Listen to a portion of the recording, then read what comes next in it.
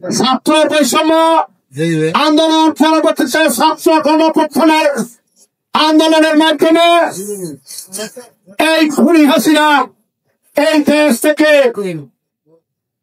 Helicopter করে পার্শ্ববর্তী দেশ তার বন্ধুর দেশ ভারতে পালিয়ে যায়। এই 15 বছরে এই দেশের অর্থনীতিকে পঙ্গু করে দিয়েছে।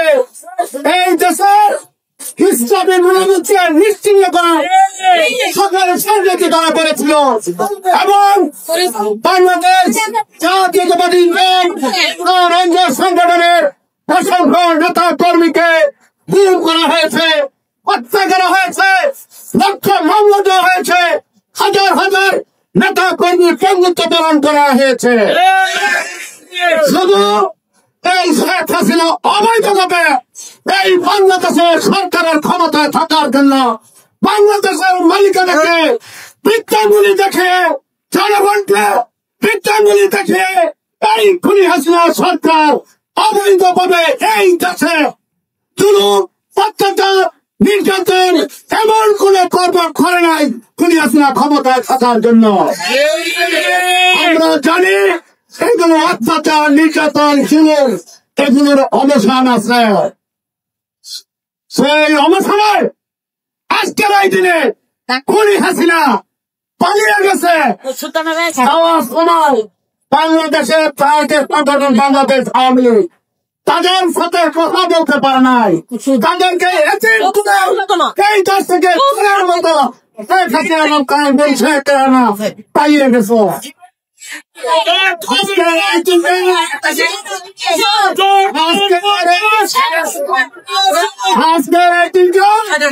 বাংলাদেশের বিজয়ের দিন নতুন করে বাংলাদেশ 1971 সালের পরে 2024 সালের 5 আগস্ট নতুন করে বাংলাদেশের মানুষ আবার স্বাধীনতা লাভ করেছে। আমি কথা বাড়াতে চাই না। আমাদের অনুষ্ঠান আজকে আমাদের বিজয় র্যালি হবে। সেইখানে আমাদের উপস্থিত আছেন সঞ্জীব ধারা টিএপি বিপ্লবী সদস্য সচিব, রঞ্জিত সরকারি কলেজের সাবেক নির্বাচিত পিপি জেলার আসাদুজ্জামান সবাই আরো উপস্থিত আছেন রঞ্জিত ধারা টিএপির অন্যতম সিনিয়র যুগ্ম আহ্বায়ক সাবেক কাউন্সিলর সৈয়দ জাহাঙ্গীর আলম এখানে উপস্থিত আছেন। সাজুগঞ্জ এলাকার সাধারণ সম্পাদক হাজি ডাক্তার এখানে উপস্থিত আছেন।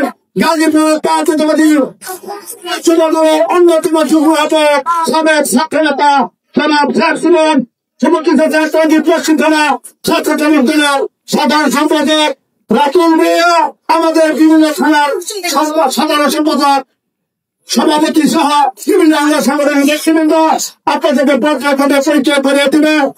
এখন আপনাদের আজকের এই সভাটা পরিচালনা দেওয়ার জন্য আমি দায়িত্ব দিতেছি আমাদের থানা বিএনপির সদস্য সচিব জনাব